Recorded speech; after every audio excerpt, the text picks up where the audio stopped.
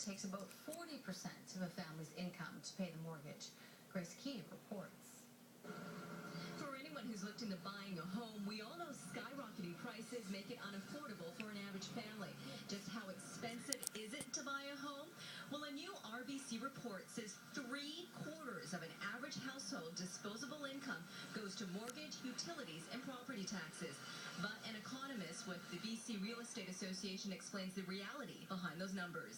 Prices in Vancouver are not necessarily being driven by local fundamentals, things like disposable income, things that go into affordability measures, but more so by an influx of affluent immigrant households into certain areas of Vancouver. Those immigrant households are buying in expensive neighborhoods, and that's what's driving up prices.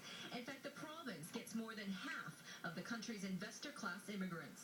BC has a large portion of the immigrant investor class that comes to Canada. So last year, I think probably over 2,000 households. To qualify as an investor class immigrant, you have to have a net worth of at least $1.6 million.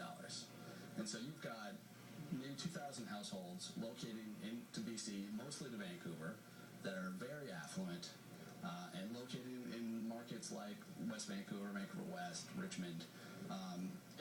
And so that sort of drives up prices in Vancouver because you've got affluent households buying higher-end products. So if people aren't spending 3/4 of their income on housing in Vancouver, how much are they spending? Well, to be approved for most mortgages, it's 1/3 of your income. We had a run-up of prices over the past few years where people have built up a lot of equity. So people are sometimes moving into their second home. This is not first-time home buyers buying million-dollar properties, but it might be people that have built up a lot of equity over a long period of time, or even a short period of time over the past 5 years, and they can roll that into a new house and not necessarily take on a very large mortgage that's taken up 2/3 or 3/4 of their disposable income.